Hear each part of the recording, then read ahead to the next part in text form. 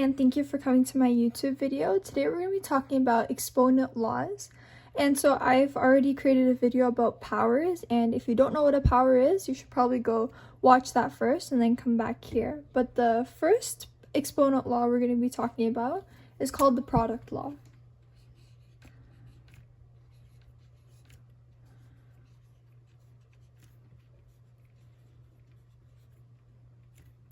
And the product law states that if the powers have the same base,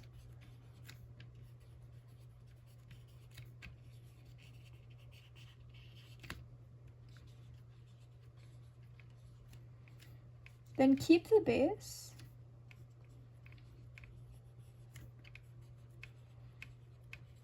and add the exponents.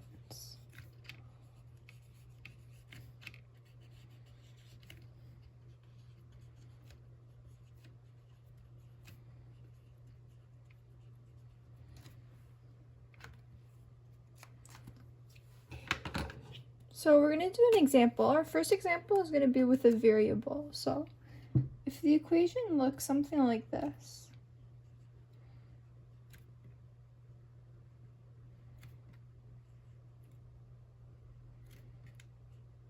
okay? So what a product means is that it's the answer to a multiplication question. So when we have two powers, two exponents multiplied by each other, then we keep the base the same, and then we add the exponents. So then the answer to this would be a to the power of 6.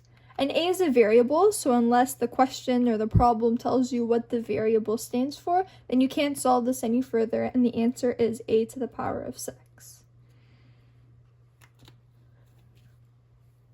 The next law we're going to be covering is the quotient law.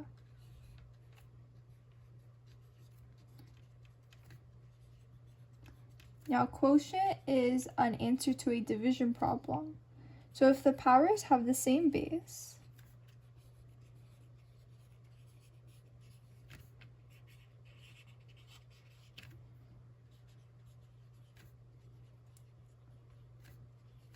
well, if addition is the opposite of subtraction and multiplication is the opposite of division, and when you multiply, you add the exponents, that means that when you divide, you subtract the exponents.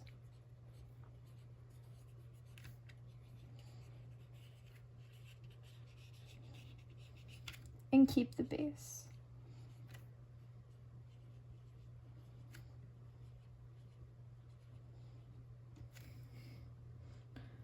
So we're going to do an example using a variable.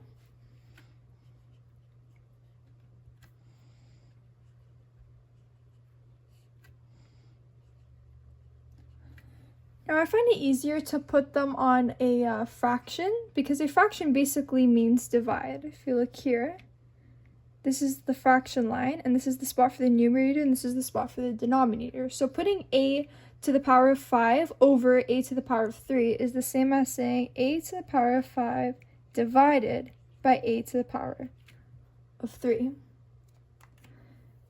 But I find it easier to put it in a fraction, just because that way they're more lined up, especially when you have more than one variables. You have to keep the ones that have the same base lined up, and then you can subtract it easier, especially when you get to bigger numbers.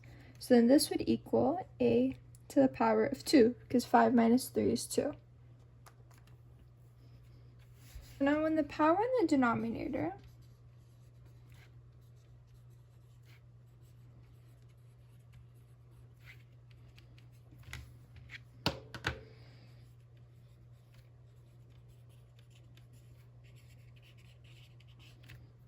is bigger,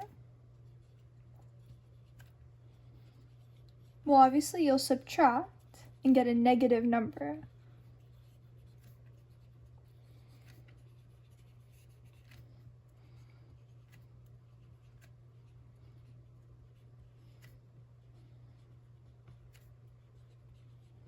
For example, if the roles were reversed in the last question, we had a to the power of 3 over a to the power of 5. Well, 3 minus 5 would be negative 2. So the negative sign is important.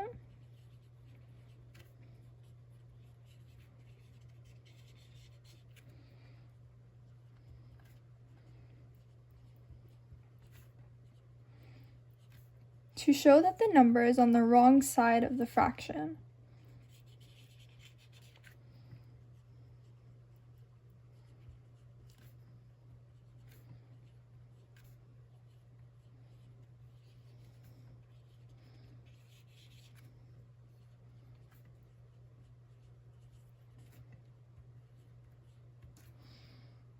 Okay, so another example.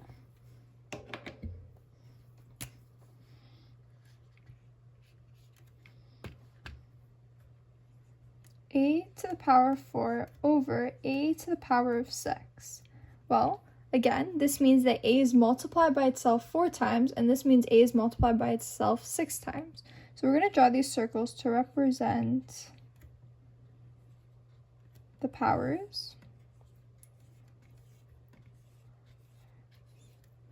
Alright, so now these two are going to cross each other out, and then these two are going to cross each other out, and they're going to keep crossing each other out until there's no more on the numerator, but there's 2 still left on the denominator. So your answer could either be 1 over a to the power of 2, to show that there's nothing left in the numerator, the 1 is a placeholder, or you can have a to the exponent of negative 2.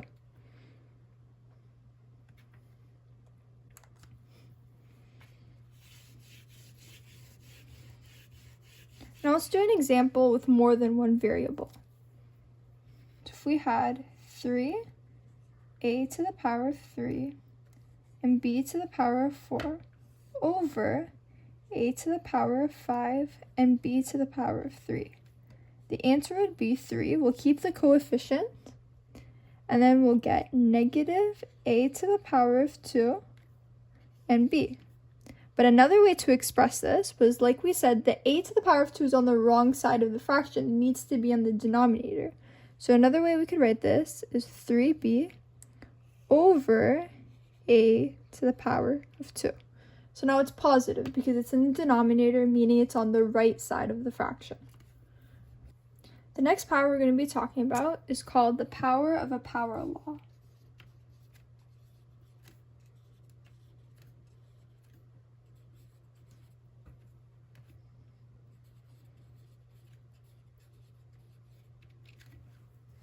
Right? And what it means is you're going to keep the base, but this time you're going to multiply the exponents.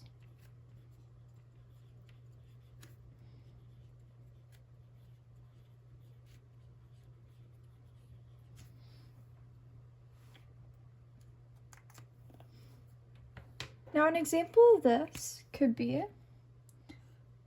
a to the power of 3 enclosed in brackets all to the power of 4. So what you're going to do is the expanded form of this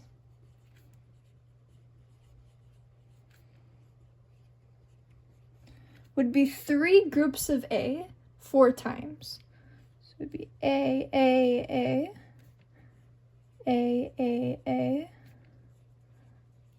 till there are 4 groups of 3 a's enclosed in brackets. That's what that means.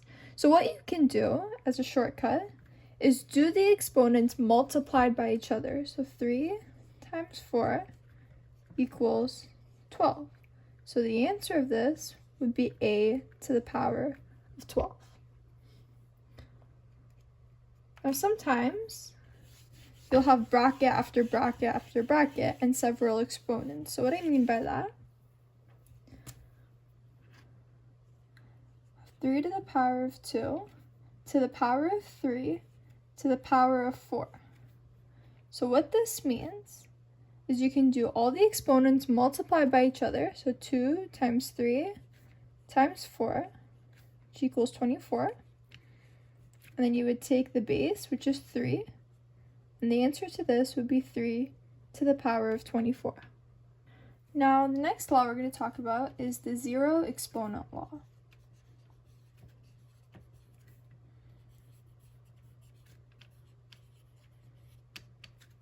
And what this law means is that any base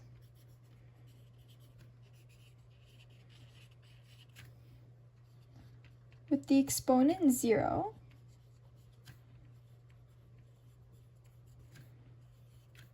is equal to 1.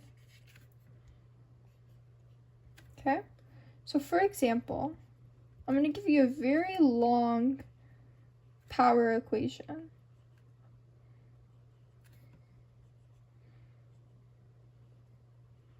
Okay, so you got -2, x to the power of 2, y to the power of 5, z to the power of 7. And it doesn't matter what all that means because it's all to the power of 0, which means that it's all equal to 1. You could have any number, any variable, and it'd always be equal to 1.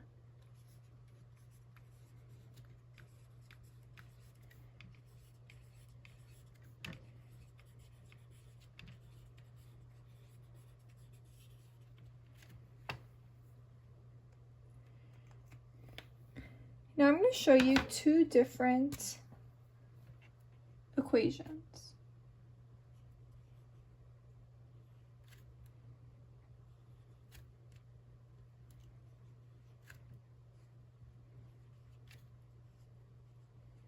Okay.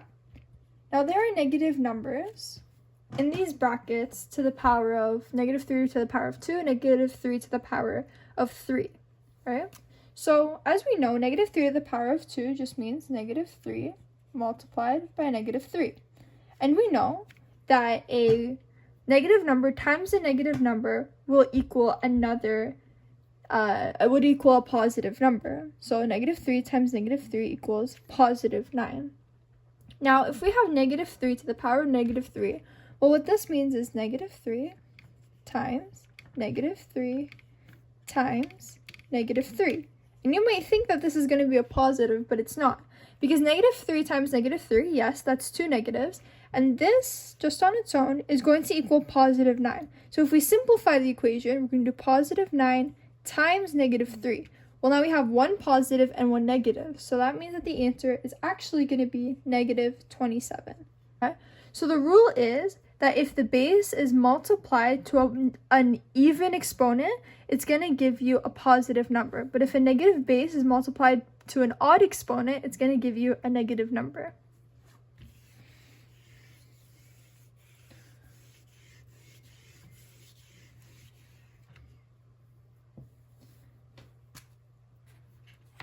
Now if we have -3 to the power of 2, this is different than -3 to the power of 2. Yes, this is +9, but this, the first one, is -9.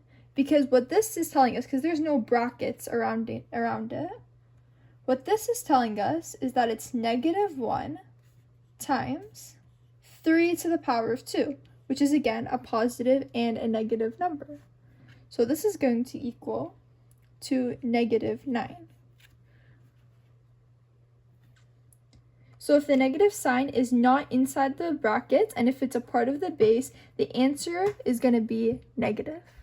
Thank you for watching my video. I hope you will subscribe and leave a comment down below for more content about math. Thank you.